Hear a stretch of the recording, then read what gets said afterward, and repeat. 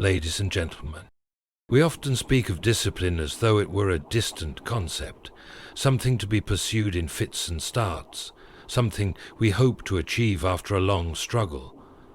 But what if I told you that discipline is not something to be attained, but rather something to be accepted once and for all?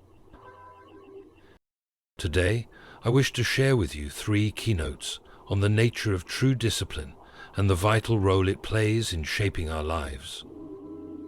It is a curious and often misunderstood truth that freedom does not emerge from the absence of restraint, but from its very presence. In the modern world, freedom is often portrayed as the ability to do whatever one wishes at any time without constraint. Yet, this is a shallow and fleeting kind of freedom, one that lasts only as long as the whim of the moment. It is a freedom that ultimately imprisons us in a cycle of fleeting desires, constantly shifting and never truly satisfying. True freedom, in its deepest sense, is not the freedom to act impulsively or to indulge in every desire as it arises. That sort of freedom leaves us enslaved by our own impulses, like a ship adrift at sea without a rudder.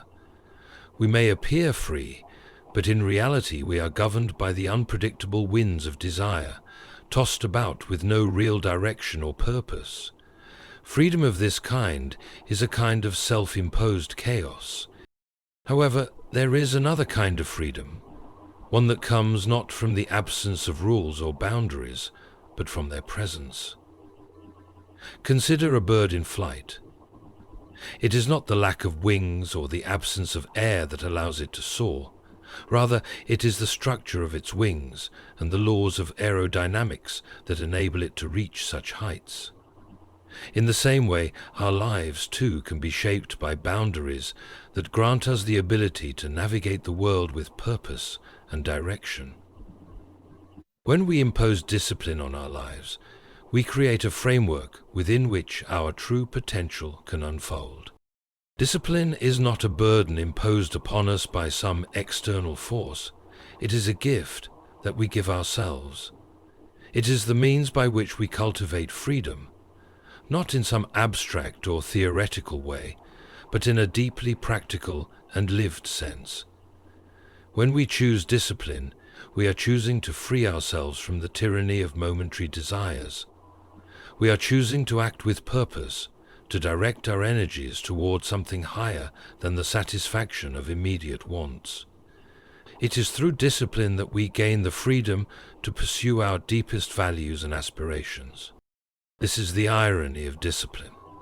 By restraining ourselves in certain areas, we create the conditions for a greater kind of freedom. It is through choosing to limit ourselves in the short term that we find the ability to achieve our long-term goals. The man who chooses to discipline his body through exercise, to restrain his indulgence in food or drink, is not merely restricting himself. He is gaining the freedom of health, strength, and vitality, freedoms that would never come to him through unchecked indulgence. The artist who practices daily, setting aside distractions and temptations, is not shackling his creativity. He is freeing himself to create something that is truly his, something that can only emerge through focused, deliberate effort. Moreover, discipline allows us to engage with the world in a more meaningful way. It is not enough to be free to act in any manner one wishes. True engagement with life requires depth and focus, and these are only possible when we exercise restraint. In the absence of discipline, our actions become shallow, driven by impulse, and disconnected from our deeper purposes. But when we impose the necessary constraints on ourselves, whether in our time, our energies, or our emotions, we make room for the richness of life to unfold. Our freedom then becomes the freedom to truly engage, to pursue goals that matter, and to build something lasting and meaningful. This is not to say that discipline is easy or without sacrifice. On the contrary, it often demands a great deal of effort, and it frequently requires us to forego what is immediately pleasurable for something greater. But the rewards of discipline are profound. It is through the restraint of our lesser desires that we make space for our truest desires to flourish. It is through discipline that we learn to act with integrity, to honor our commitments, and to fulfill our potential. These are the freedoms that endure, the freedoms that shape us into who we are meant to be. Every day, in the quiet corners of our lives, a battle rages. It is a battle that we often overlook, but one that shapes the course of our existence more profoundly than any grand event or external circumstance. This is the battle against the tyranny of the moment, a tyranny that seeks to govern our lives through the immediate demands of our senses, our emotions, and our desires. The tyranny of the moment is subtle. It doesn't appear as a loud, obvious force, but as a whisper in our ear, urging us to act in accordance with what feels good right now. It tells us that we deserve pleasure, that we should indulge in the comforts of the present, and that the future can take care of itself. It manifests in the small choices, the decision to postpone work in favor of distraction, the temptation to eat something that satisfies our hunger but does not nourish us, the impulse to choose ease over effort. These choices are seemingly harmless, but they accumulate. Like the erosion of a river, the tyranny of the moment wears away at our potential and our purpose, piece by piece, until we find ourselves far from where we intended to be. The tyranny of the moment is not always bad in itself. It is, after all, the voice of our immediate desires and feelings. The problem arises when we let it be the only voice we listen to, when we allow it to dominate and dictate our lives. If we give in to its pull too often, we begin to lose sight of the bigger picture. We forget the long-term goals that give our lives meaning, the values we hold dear, and the dreams we once cherished. The momentary pleasures may bring temporary satisfaction, but they often leave us empty and unsatisfied in the long run. The tyranny of the moment is the enemy of true fulfillment, for it distracts us from the path that leads to a deeper, lasting joy. This is where the battle begins, in the act of choosing. Each day, we are presented with countless opportunities to give in to the tyranny of the moment, or to make choices that align with our deeper values. The struggle is not always dramatic, nor is it always easy to see the long-term consequences of our decisions. But it is in these moments of choice that our character is formed.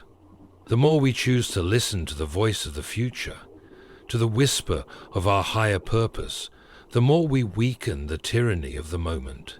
Each time we resist the pull of the present, we build the strength and resolve needed to act in accordance with our true desires, not just the fleeting wants that come and go with each passing hour. In many ways, the battle against the tyranny of the moment is the battle for control over our own lives. It is a battle for the freedom to choose our own path rather than to be ruled by the constant ebb and flow of momentary impulses. When we give ourselves over to these impulses, we are not truly free. We are slaves to whatever happens to capture our attention in that moment. Whether it is a fleeting emotion, a passing distraction, or a shallow desire, the freedom to act with purpose and intention, to live in accordance with our values and aspirations, requires discipline and restraint. It is a freedom that can only be won through the consistent practice of making choices that prioritize the long term over the short term. In this battle, there are no neutral moments. Every choice we make either strengthens the tyranny of the moment or weakens it. It is a constant, ongoing struggle, and there will always be times when we falter, when the pull of the present is too strong to resist. But even in those moments, we must remember that this is not a battle we must win all at once. It is the sum of countless small victories, each one adding up over time. The more we choose wisely, the more we build a habit of acting in alignment with our deeper goals, and the more we fortify ourselves against the tyranny of the moment. In the end, this battle is not just about resisting immediate temptations or desires. It is about becoming the kind of person who naturally makes choices that lead to fulfillment and meaning. It is about cultivating the inner strength to rise above the noise of the present and to focus on what truly matters.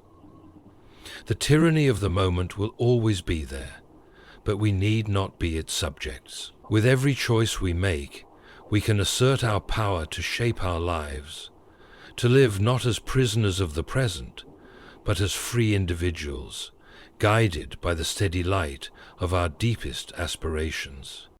In a world that often celebrates instant gratification, where everything seems available at the push of a button, the notion of discipline can seem foreign, even outdated.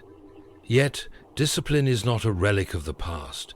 It is a cornerstone of true achievement and personal excellence.